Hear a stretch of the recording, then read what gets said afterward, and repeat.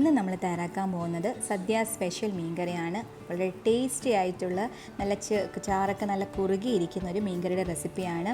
ഇതിന് കൂടുതൽ കപ്പയുടെ കഴിക്കാനാണ് ഇത് കൂടുതൽ ടേസ്റ്റ്. നമുക്കിതെങ്ങനെ തയ്യാറാക്കാൻ നോക്കാം.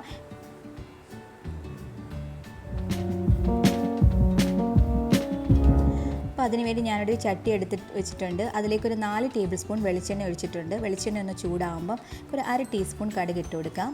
കടുകൊന്ന് ചെറുതായിട്ട് ഇങ്ങനെ പൊട്ടി വരുമ്പം 1 ടീസ്പൂൺ ഉലുവ ചേർത്ത് കൊടുക്കാം. ഇനി അടുത്തതായിട്ട് ഇതിലേക്ക് വേണ്ടത് ഒരു 1/2 കപ്പ് ഇഞ്ചിയും വെളുത്തുള്ളിയാണ്. നല്ല നീളത്തിൽ അരിഞ്ഞെടുത്ത് ഇഞ്ചിയും വെളുത്തുള്ളി വേണം ഇതിനകത്ത് എടുക്കാൻ. ഇനി അതിട്ട് കൊടുക്കാം. ഈ ഇഞ്ചി വെളുത്തുള്ളിയൊക്കെ ഈ എണ്ണയിൽ കിടന്നിട്ട് നല്ലതായിട്ടൊന്ന് മൊരിഞ്ഞ് കിട്ടണം നമുക്ക്. അപ്പം ഇതിൻ്റെ മീഡിയം ഫ്ലെയിമിൽ വെച്ചിട്ട് വേണം ഇത് നന്നായിട്ട് മുരിച്ചെടുക്കാൻ. ഇനി ഇതിലേക്ക് കുറച്ച് കറിവേപ്പിലയും കൂടി ഇട്ട് കൊടുക്കാം. വീണ്ടും ഇത് നന്നായിട്ടൊന്ന് മിക്സ് ചെയ്ത് കൊടുക്കാം. ഇനി ഇതിൻ്റെ ഫ്ലെയിം ഒന്ന് കുറച്ച് ലോ ആക്കി വെച്ചതിന് ശേഷം നമുക്കൊന്ന് അരപ്പ് തയ്യാറാക്കി എടുക്കണം. ഒരു ബൗൾ എടുത്തിട്ടുണ്ട്. ഇതിലേക്ക് ഒരു 4 ടേബിൾ സ്പൂൺ മുളക് പൊടി ഇട്ട് കൊടുക്കാം. നിങ്ങൾക്ക് മുളക് പൊടി കുറച്ച് കൂടുതൽ വേണമെങ്കിൽ ഒരു അര ടേബിൾ സ്പൂൺ കൂടെ എടുക്കാവുന്നതാണ്. ഞാനിവിടെ എടുക്കുന്നത് 4 ടേബിൾ സ്പൂണാണ്. ഇനി ഇതിലേക്ക് 1/2 ടീസ്പൂൺ മഞ്ഞൾപ്പൊടി ചേർത്ത് കൊടുക്കാം. ഇതിൽ മല്ലിപ്പൊടി ചേർക്കുന്നില്ല. ഇനി കുറച്ച് വെള്ളം കൂടെ ചേർത്തിട്ട് ഇത് നന്നായിട്ടൊന്ന് മിക്സ് ചെയ്തെടുക്കണം. ഇതൊരു പേസ്റ്റ് പോലെ വേണം നമുക്കിത് എടുക്കാൻ. അപ്പോൾ അതനുസരിച്ച് നമുക്ക് വെള്ളം ചേർത്തിട്ട് മിക്സ് ചെയ്തെടുക്കണം. ആദ്യം തന്നെ കൂടുതൽ വെള്ളം ചേർക്കരുത്. കുറച്ചായിട്ട് വെള്ളം ചേർത്തിട്ട് വേണം ഇതൊന്ന് മിക്സ് ചെയ്തെടുക്കാൻ. ഇനി കുറച്ച് വെള്ളം കൂടെ ചേർത്തിട്ട് വീണ്ടും മിക്സ് ചെയ്തെടുക്കാം. ഇതൊരു തിക്ക് പേസ്റ്റ് ആക്കി ഇതെടുക്കണം. ഇതൊരു സൈഡിലേക്ക് മാറ്റി വെക്കാം. ഇനി നമ്മുടെ ഇഞ്ചിയും വെളുത്തുള്ളിയൊക്കെ നന്നായിട്ട് മൊരിഞ്ഞ് വന്നിട്ടുണ്ട്. ഇപ്പോൾ തന്നെ നല്ലൊരു സ്മെല്ല് ആണ് വരുന്നത്. എന്നിട്ട് ഇതിൻ്റെ ഫ്ലെയിം ഒന്ന് കുറച്ച് വെച്ചതിന് ശേഷം നമ്മൾ നേരത്തെ തയ്യാറാക്കി വെച്ചിരിക്കുന്ന ആ അരപ്പ് ഇതിലേക്ക് ചേർത്ത് കൊടുക്കാം.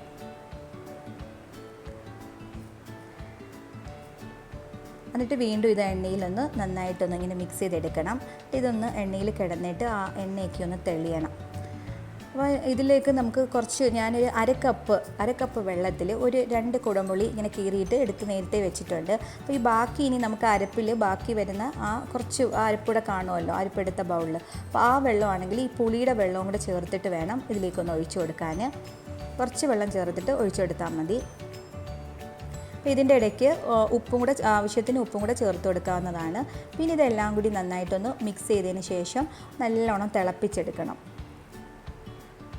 അപ്പോൾ ഇതിലേക്ക് ഞാനിവിടെ ചൂരയാണ് എടുത്തിരിക്കുന്നത്. 1/2 കിലോ ചൂര മീനാണ് എടുത്തിരിക്കുന്നത്. അപ്പോൾ നമ്മുടെ ആ ഗ്രേവിയൊക്കെ നല്ല തിക്കായിട്ട് എണ്ണയൊക്കെ തെളിഞ്ഞ് വന്നിട്ടുണ്ട്.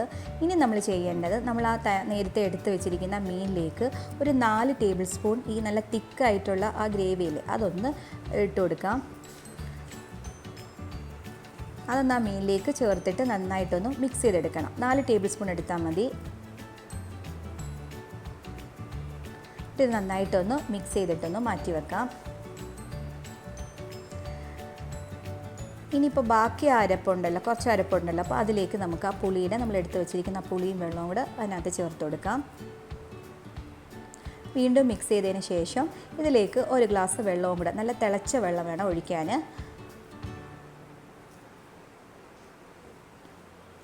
ഒഴിച്ചു കൊടുത്തിട്ട് ആവശ്യത്തിന് ഉപ്പ് നോക്കിയിട്ട് ആവശ്യത്തിന് ഉപ്പ് ചേർത്തിട്ട് നന്നായിട്ട് ഇത് തിളച്ചെടുക്കണം. നല്ല തിളപ്പിച്ചിങ്ങനെ എടുത്തതിന് ശേഷം വേണം നമ്മൾ ആ പുരട്ടി വെച്ചിരിക്കുന്ന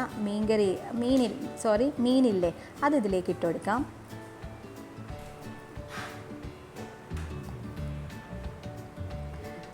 ഇതെല്ലാം കൂടി വീണ്ടും നന്നായിട്ടൊന്ന് മിക്സ് ചെയ്തെടുക്കാം.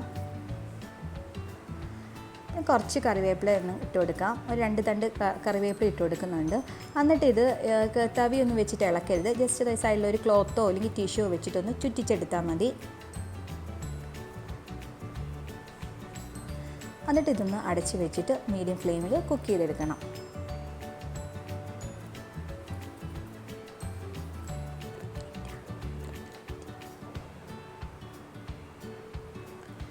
ഇനി നമുക്ക് ഈ കറി ഒന്ന് നോക്കാം. കണ്ടപ്പോൾ നല്ല തിളച്ച് ചാറൊക്കെ കുറച്ചിങ്ങനെ വറ്റി വന്നിട്ടുണ്ട്. ഇനി നമുക്കിതിൻ്റെ ഫ്ലെയിം ഓഫാക്കിയിട്ടൊന്ന് മാറ്റി വെക്കാം. ഞാൻ കുറച്ച് കഴിഞ്ഞിട്ടാണ് എടുത്തിരിക്കുന്നത്. നമ്മൾ അന്നേരം തന്നെ എടുക്കരുത്. ഒരു അരമണിക്കൂറൊക്കെ കഴിഞ്ഞ് കഴിയുമ്പോൾ ഇങ്ങനെ നല്ല തിക്കായിട്ട് ഇങ്ങനെ ഇരിക്കും. അപ്പോഴാണ് ഇത് കുറച്ചുകൂടെ നല്ല ടേസ്റ്റ്. അപ്പോൾ ഇത് ഞാനിവിടെ കപ്പയുടെ കൂടെയാണ് കഴിക്കുന്നത്. കപ്പയുടെ കൂടെ കഴിക്കാൻ പറ്റിയ നല്ല ടേസ്റ്റി ആയിട്ടുള്ളൊരു മീൻ കറിയാണ്. എല്ലാവരും ഒന്ന് ട്രൈ ചെയ്ത് നോക്കണം. ഇതിനകത്ത് മല്ലിപ്പൊടിയൊന്നും ചേർക്കാത്തതുകൊണ്ട് നമുക്ക് കുറച്ച് ദിവസം, ഒരാഴ്ച വരെ വേണമെങ്കിൽ ഇത് നമുക്ക് കേടുകൂടാതിരിക്കുകയും ചെയ്യും. നമുക്ക് യൂസ് ചെയ്യാവുന്നതാണ്. അപ്പം എല്ലാവരും ട്രൈ ചെയ്ത് നോക്കുക. ഇതുവരെ എൻ്റെ ചാനൽ സബ്സ്ക്രൈബ് ചെയ്യാതെ കാണുന്നവരാണെങ്കിൽ സബ്സ്ക്രൈബ് ചെയ്യാൻ മറക്കരുത്. അപ്പോൾ അതിൻ്റെ കൂടെ തന്നെ ഒരു ബെല്ലൈക്കൺ കാണും. അപ്പം അത് ടച്ച് ചെയ്യുമ്പം ഓൾ എന്നുള്ളൊരു ഓപ്ഷൻ കാണും. അപ്പോൾ അതുകൂടെ ടച്ച് ചെയ്യുമ്പോൾ മാത്രമേ ഞാനിടുന്ന വീഡിയോസിൻ്റെ നോട്ടിഫിക്കേഷനൊക്കെ നിങ്ങൾക്ക് കിട്ടുകയുള്ളൂ. അപ്പോൾ എല്ലാവരും ട്രൈ ചെയ്ത് നോക്കുക. താങ്ക്